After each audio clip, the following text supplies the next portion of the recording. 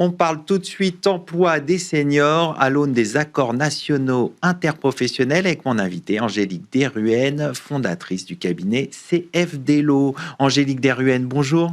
Bonjour. Alors, on va parler ensemble emploi des seniors avec les accords nationaux interprofessionnels qui sont intervenus en 2024 et 2025.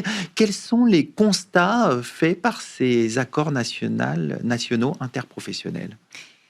Alors, ces accords nationaux interprofessionnels qui ont été en fait négociés par des organisations syndicales et patronales, elles ont été négociées parce on est parti d'un constat en 2023 qui est très criant, très très parlant. En fait, le taux d'emploi des seniors, la tranche 60-64 ans, en France est très largement inférieur au taux d'emploi des seniors en Europe. C'est vraiment une différence abyssale, voire colossale, puisqu'en France, on est à 39% contre 51% en Europe. Donc ça pose vraiment un gros problème pour un pays comme la France qui envisage de mettre en place une énième réforme des retraites, pour lequel une telle réforme n'est soutenable que si effectivement il y a un emploi des seniors un peu plus important, bien plus important plutôt.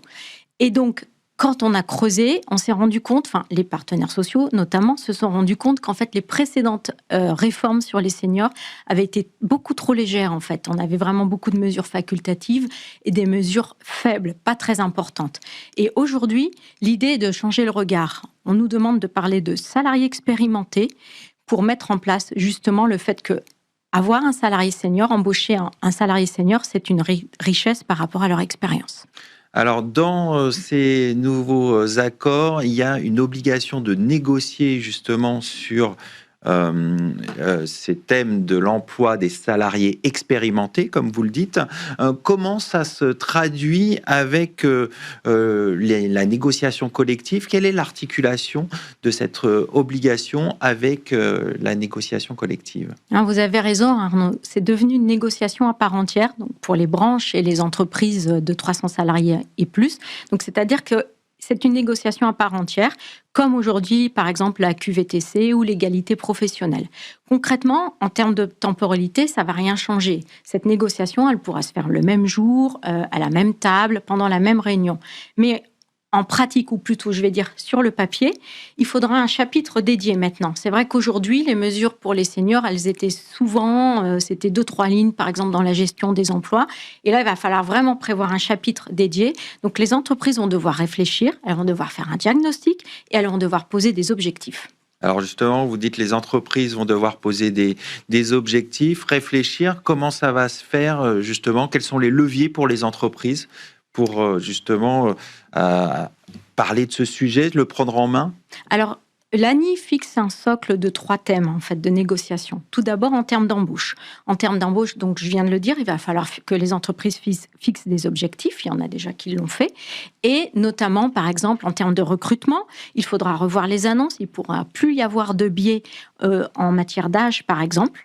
Le deuxième thème, c'est le maintien dans l'emploi et le dispositif de fin de carrière. Donc, les entreprises doivent prévoir des mesures concrètes. Il y a déjà pas mal d'accords sur les seniors, notamment qui prévoient, par exemple, la prise de jours sur le CET, des congés payés seniors. Il y a l'accord Sephora qui prévoit, par exemple, la semaine de 4 jours et qui prévoit notamment la possibilité d'un temps partiel à 90%, mais rémunéré comme un temps plein.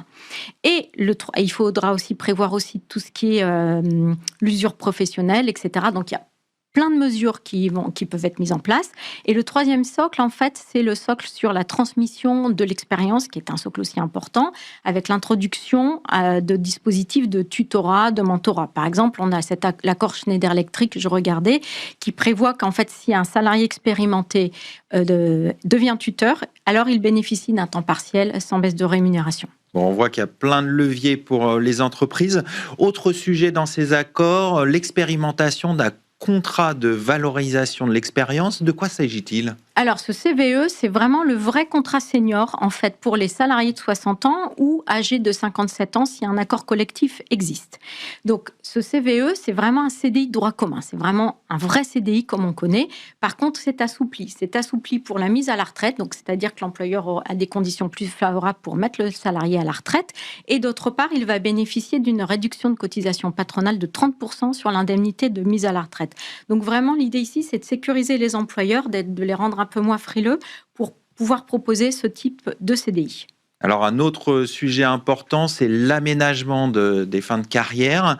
Concrètement, quelles sont les mesures ? Alors, les mesures, il y en a plusieurs. Il y a la retraite progressive qui existe déjà, qui existe depuis longtemps, mais qu'on ne pouvait quasiment jamais mettre en œuvre concrètement, puisque la loi prévoyait l'âge légal moins 2 ans, ce qui était concrètement et en pratique difficile à mettre en œuvre. Ici, les conditions sont assouplies. On est sur 60 ans plus 150 trimestres, donc c'est largement réalisable. Et donc c'est assoupli, et en même temps, on vient demander à l'employeur de plus de critères pour le refus. Donc, en fait, il y a un contrebalancier qui est mis en place par tout ça, qui va pouvoir permettre enfin de donner une réalité à la retraite progressive. Il y a un deuxième dispositif qui est le temps partiel aménagé avec l'indemnité de fin de carrière. J'ai plus le nom exact, mais c'est ça. Ça veut dire qu'en fait, si le salarié est à temps partiel ou à temps réduit, il va pouvoir bénéficier en avance d'une partie de son indemnité de départ à la retraite, sous forme de versement qui va lui permettre, lui, de compenser en fait la perte de salaire. Le socle, le solde, il aura la fin. Et donc, c'est vraiment assez incitatif pour les deux parties. Ensuite, au niveau de la mise à la retraite, donc si l'employeur embauche un salarié de 67 ans, il pourra maintenant, dorénavant, le mettre à la retraite si ce salarié a l'âge du taux plein.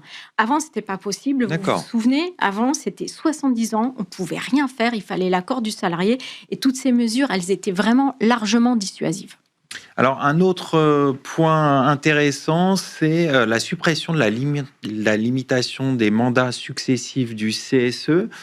Concrètement, quel est l'objectif ? Alors oui, c'est une mesure phare. Alors concrètement, l'objectif, en fait, c'est de monter en compétence en fait l'institution, puisqu'on va avoir ça sera plus linéaire, en fait, ça sera plus durable. Et puis, il faut pas se le cacher, c'est aussi de parer à la carence des candidats.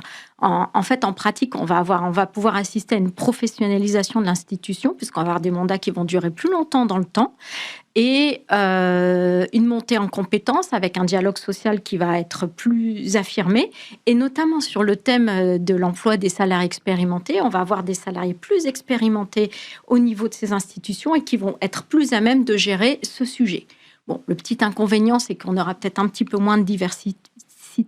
Donc, il faudra prendre cela en compte dès le départ lors des élections. Alors, la loi intègre également des mesures liées à la convention d'assurance chômage et au bonus-malus. Quels sont les changements ? Alors, s'agissant de la convention d'assurance chômage, effectivement, la condition d'entrée est assouplie. On passe de 6 mois à 5 mois pour les primo-entrants. Donc, les primo-entrants, c'est qui ? Ce sont les jeunes, mais ce sont aussi les seniors. Donc, c'est vraiment intéressant pour les seniors. Et la deuxième condition, le bonus-malus, donc ce bonus-malus, je l'explique en 2 secondes, il est destiné à inciter les entreprises à éviter d'avoir recours au contrat court.